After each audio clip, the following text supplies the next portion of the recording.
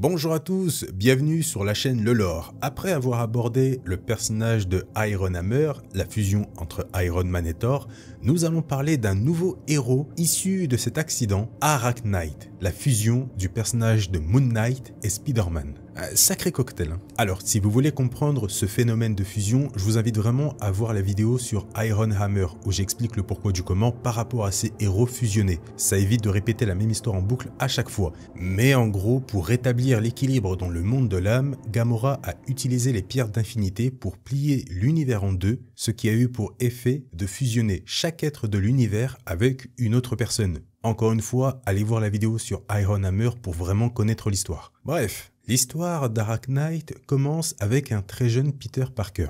Jusqu'à là, tout va bien. Un soir, après avoir visité un festival de sciences avec son oncle Ben et sa tante May, Peter, tout excité et content de sa soirée, supplie son oncle et sa tante de rentrer en passant par Central Park au lieu de simplement rentrer en taxi. Malgré les inquiétudes de May de rentrer à pied le soir, Ben parvient à la convaincre. Peter part donc devant, tout content, etc.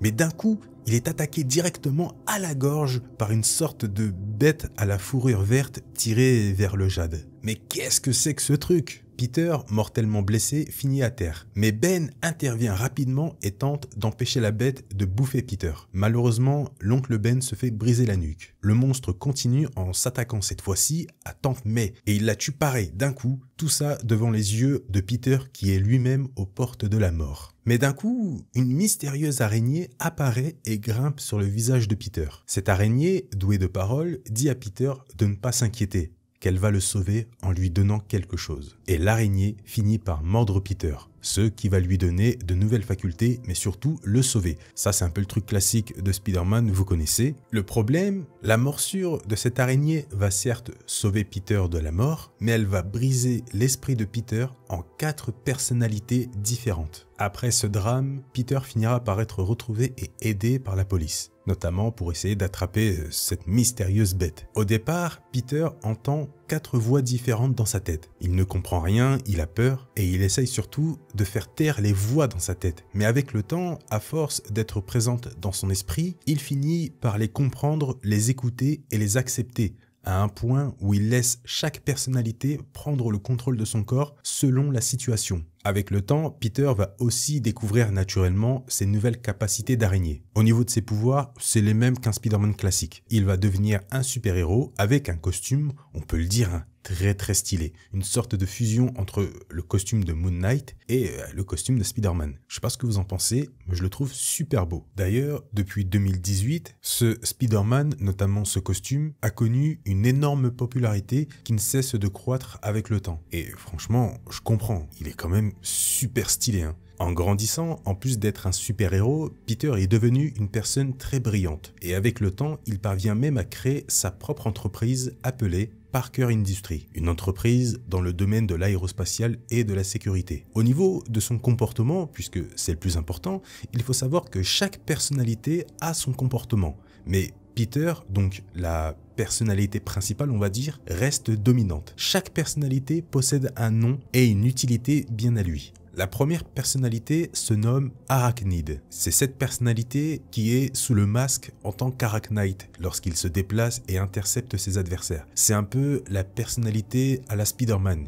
Il est plutôt cool, il nargue ses adversaires, se moque d'eux, fait des blagues et surtout il est très sportif pour faire notamment de la voltige, etc. Vraiment, c'est Spider-Man. La deuxième personnalité se nomme le Chevalier. Alors lui, c'est tout le contraire de l'Arachnid. Il est sombre, violent et toujours sérieux. C'est souvent cette personnalité qui est présente lorsqu'Arachknight doit combattre un adversaire et le finir. La troisième personnalité se nomme simplement Peter PDG. C'est une personnalité très confiante, toujours avec le sourire, qui gère Parker Industries. La quatrième et dernière personnalité se nomme Peter le scientifique. C'est comme ça qu'on le nomme. Une personnalité très douée et surtout très passionnée par la science. Mais lui, contrairement aux 2 premières personnalités, en tant qu'Arachknight, il est très peu sportif et surtout, il a une énorme peur du vide. C'est assez ironique lorsqu'on parle de Spider-Man. Voilà les 4 personnalités d'Arachnight. 2 personnalités pour le côté super-héros et 2 personnalités pour le côté Peter Parker. Dans cet univers, en tant que Peter Parker et Arachnight, il est aidé par son meilleur ami Harry Russell, fils de Norman Russell, le Harry Osborn et le Norman Osborn de cet univers. N'oubliez pas, encore une fois, que nous sommes dans un univers où chaque être a fusionné avec un autre. Comme je l'ai dit, Harry est l'acolyte de Peter en tant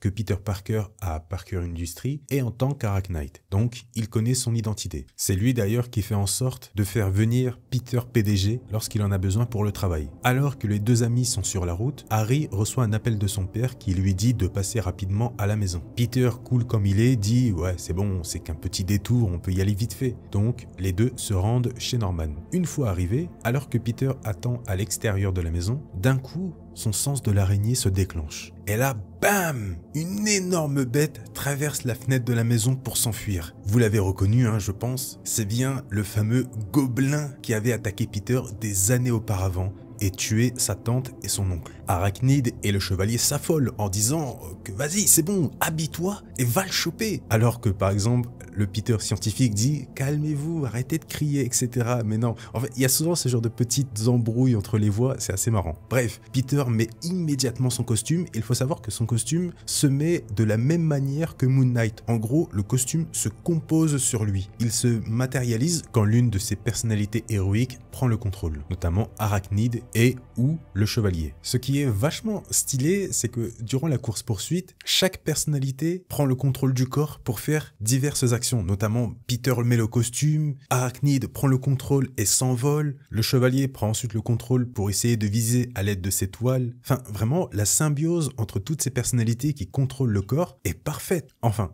la plupart du temps, puisque là, alors qu'Arachnight finit par rattraper le gobelin, à Central Park d'ailleurs, Peter est frappé par un flashback de la mort de son oncle Ben. Et d'un coup, à cause de ça, sans faire exprès, la personnalité d'Arachnid a été remplacée par le Peter scientifique. Donc le Peter qui n'est pas du tout sportif, qui n'aime pas les hauteurs et qui ne sait pas se battre. Là, il est un peu coincé. Alors qu'il se fait frapper très sévèrement au visage, ce qui lui arrache une partie de masque, apeuré, il est très rapidement remplacé par le chevalier qui lui au contraire n'a peur de rien et il sait au contraire du Peter scientifique se battre parfaitement puisque c'est clairement la personnalité pour ce genre de choses. Et comme je l'ai dit plus tôt, cette personnalité est toujours dans la violence, donc lorsqu'il se bat, il utilise souvent des petites lames pour blesser ses adversaires. Par contre, malgré tout, il ne tue jamais. Mais là, au contraire, par vengeance, le chevalier n'a qu'un but, tuer le gobelin, le tueur de son oncle et de sa tante. Alors qu'il réussit à le mettre KO, Arachnight est neutralisé par Harry,